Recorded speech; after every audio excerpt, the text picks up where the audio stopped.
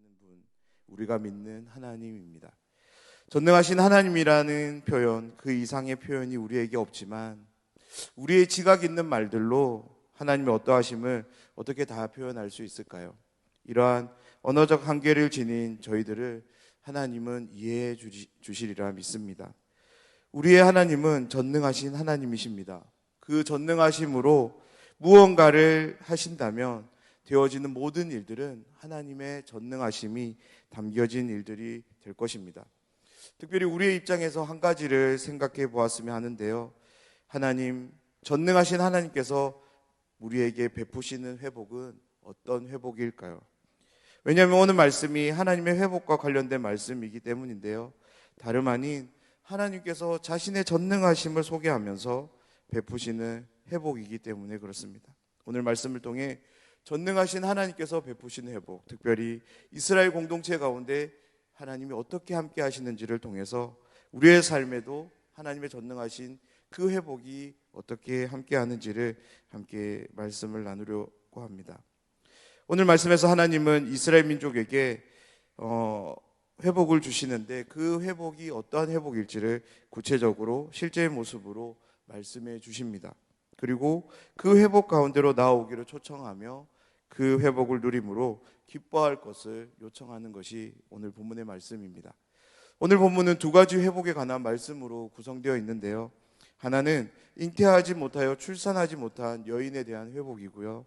다른 하나는 한 도성이 다시금 재건됨을 통해 주어지는 회복입니다.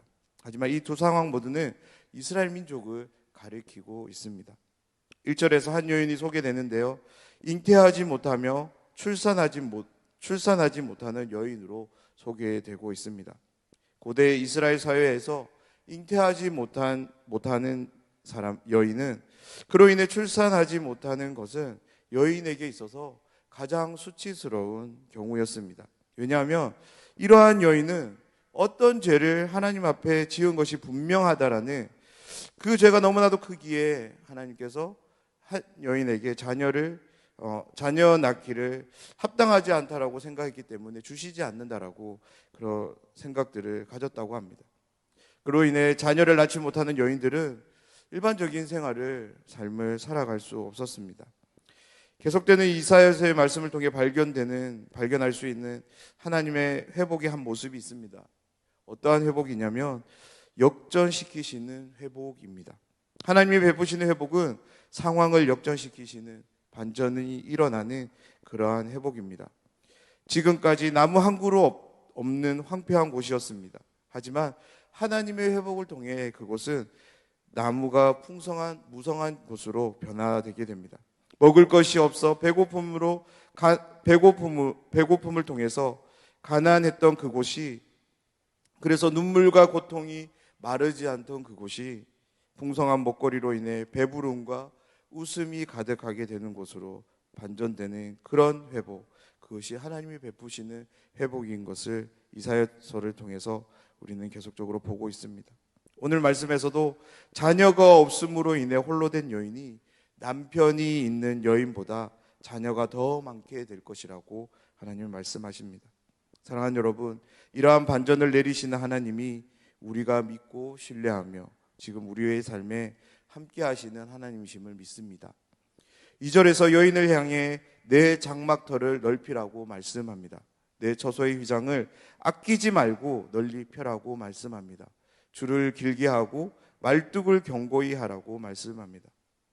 고대 이스라엘 사회에서 가족이 거주하는 장막을 세우고 유지하는 일을 여인들이 맡아 행했다고 합니다. 이 명령의 말씀을 받는 중에도 이 여인은 여전히 불임 상태였을 거예요. 하지만 하나님은 말씀을 통해 특별히 여인으로 하여금 믿음으로 말씀에 반응할 것을 촉구하며 도전하는 말씀인데요. 왜냐하면 다음 3절의 말씀이 여인의 삶에 주어질 것으로 말씀하기 때문입니다. 3절 말씀입니다. 이는 내가 좌우로 퍼지며 내 자손은 열방을 얻으며 황폐한 성읍들을 사람 살 곳이 되게 할 것임이라 라고 하나님 말씀하고 계시기 때문입니다. 4절에서 하나님은 여인에게 있어서 가장 큰 위로의 말을 들려주시기 시작하시는데요. 두려워하지 말라, 놀라지 말라라는 이 단어를 통해서 하나님은 말씀하십니다. 여인으로서는 감당할 수 없는 큰 수치와 모멸감에 사로잡혀 일상생활이 힘들었던 이 여인을 향한 하나님의 이 말씀은 자신의 일상이 극복되기를 바라는 간구함에 대한 가장 합당하고도 가장 긴급한 간절한 응답이었을 것입니다. 어쩌면 정말 가뭄에 내리는 그 단비와 같이 그 10년 가운데 이 말씀은 주어졌을 거예요.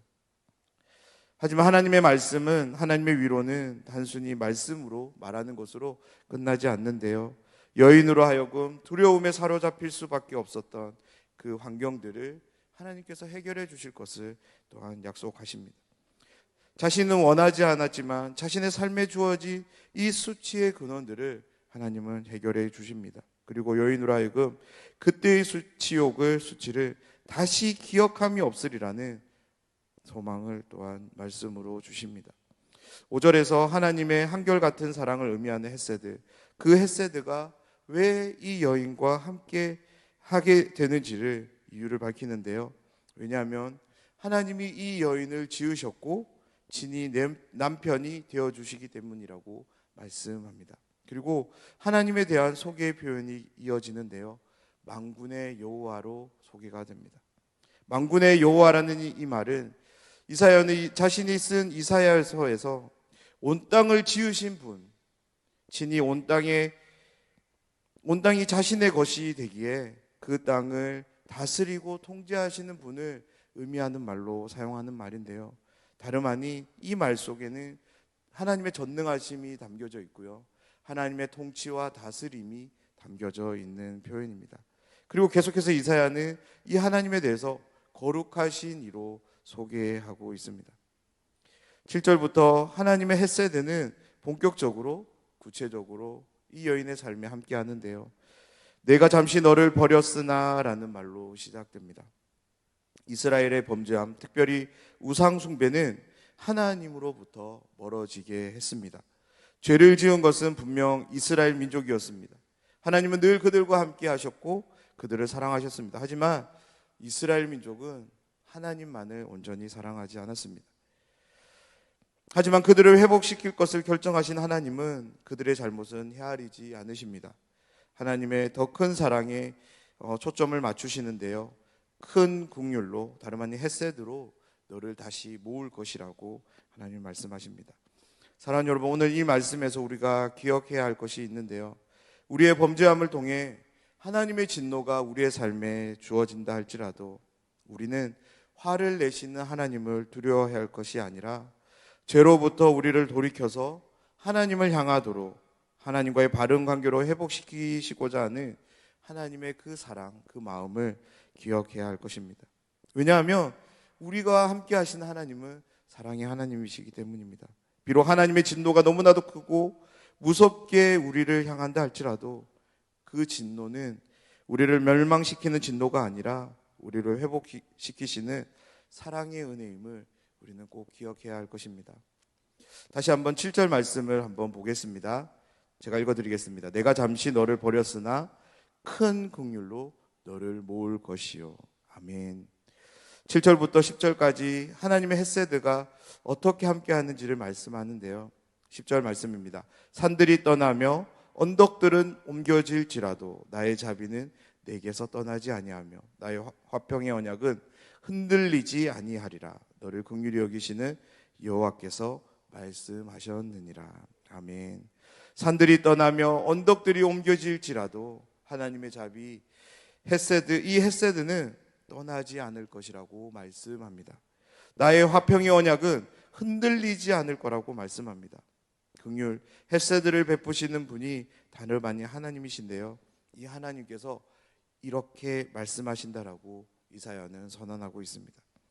오늘 본문에 소개된 한 여인은 다름 아닌 이스라엘 민족입니다. 이스라엘 민족을 향해 하나님은 헤세드, 한결같은 다음 없는 사랑을 내리시는데요. 산들이 떠나며 언덕들이 옮겨질지라도 그 신실한 사랑은 그치지 않을 거라고 약속하십니다. 떠나지 않는다라고, 흔들리지 않는다라고 말씀합니다. 하나님께서 이와 같이 하실 것이라고 말씀하십니다. 이사야는 이스라엘 민족을 향해 오늘 이사야서를 읽는 우리에게도 동일하게 말씀하고 있는 줄 믿습니다. 사랑하는 여러분, 하나님은 지금도 우리와 함께 하시며 우리에게도 한결같은 사랑, 다음 없는 사랑인 헷세드를 내리고 계신 줄 믿습니다. 11절 12절에서 한 도성이 소개되는데요, 너 공고하며 광풍에 요동하여 안위를 받지 못한 자여라고 소개되고 있습니다. 이 상황은 이사야서가 기록될 당시 이스라엘 민족의 상황을 상징하는 말인데요, 하나님을 의지하며 하나님이 내리시는 복을 통하여 평안과 번영을 누려야 할 이스라엘 민족은 하나님이 아닌 다른 우상을 섬김을 통하여서 하나님이 내리시는 복과는 전혀 다른 삶을 살아가고 있음을 오늘 말씀은 우리에게 보여주고 있습니다. 다름 아닌 공고함과 광풍의 요동함이 있었고요, 평안, 샬롬이 깨어진 그런 상황이 현재 이스라엘의 모습이었습니다. 이러한 이스라엘 민족을 향해 하나님은 헷세드를 결정하십니다. 11절 후반부부터 하나님의 헷세드를 통해 주어지는 회복을 정리해 보면 모든 불안이 사라집니다. 다시금 그곳에 평안이 임하고요, 가난 대신에 부유함으로 채워지게 될 것을 하나님은 말씀하십니다. 공고하여 광풍에 요동하여 안위를 받지 못한 그 도성은 견고한 도성으로 굳건하게 세워질 것이라고 말씀하십니다. 그리고 13절 14절에서 이사야는 이스라엘 민족에게 주어지는 상황을 말씀하는데요, 이 말씀을 제가 한번 읽어드리겠습니다. 내 모든 자녀는 여호와의 교훈을 받을 것이니 내 자녀에게는 큰 평안이 있을 것이며 너는 공의로 설 것이며 학대가 내게서 멀어질 것인즉 내가 두려워하지 아니할 것이며 공포도 내게 가까이 하지 못할 것이라. 아멘. 이 말씀을 선언한 후 이사야는 15절부터 17절까지 이스라엘 민족을 향하여 보라라는 단어를 통해서 그들의 시선을 하나님을 향하게 하는데요, 왜냐하면 앞에 말씀한 이 말씀들이 구체적으로 이스라엘 민족과 함께 할 것을 알게 하기 위해서 이사야는 그렇게 말하고 있습니다. 왜 이스라엘 민족 가운데 큰 평안이 주어지고 너희들이 공의로 세워질 것이고 학대가 너희들에게서 멀어지고 이제 두려워하지 않아도 되고 공포도 가까이 하지 못하게 되는지에 대해서 그 이유를 밝히기 위해서 하나님을 볼 것을 요청하고 있습니다. 사랑하는 여러분, 하나님이 함께 하시는 것보다 우리에게 큰 평안을 보장해 주는 것이 없는 줄 믿습니다. 하나님이 함께 하신 만큼 공의를 드러내는 일도 없고요, 하나님이 함께 하시며 위하시는데 그 어떤 권세와 능력이 영향을 발휘할 수 있을까요? 하나님의 함께 하심 앞에 모든 두려움과 공포는 물러가게 될 줄 믿습니다. 이사야 선지자는 하나님의 마음을 담아 이스라엘 민족들에게 도전하고 있습니다. 이사야 선지자가 전하는 이 말씀이 동일한 효력으로 지금 이 시간 우리와 함께함을 믿습니다. 그렇다면 이 시간 우리에게 필요한 것은 무엇일까요? 하나님이 우리의 삶에도 헷세드를 베푸시는 분이심을 인정하며 기억하는 삶이 있어야 될 줄 믿습니다. 지금 내 삶에 어려움이 있다 할지라도 하나님의 헷세드를 믿음으로 바라볼 수 있기를 소원합니다. 설령 나의 죄악됨을 통하여서 하나님의 진노가 주어졌다 할지라도 오늘 이 말씀을 통하여 한 가지 확신을 얻기를 원하는데요, 잠시 우리를 어려움 가운데 두십니다.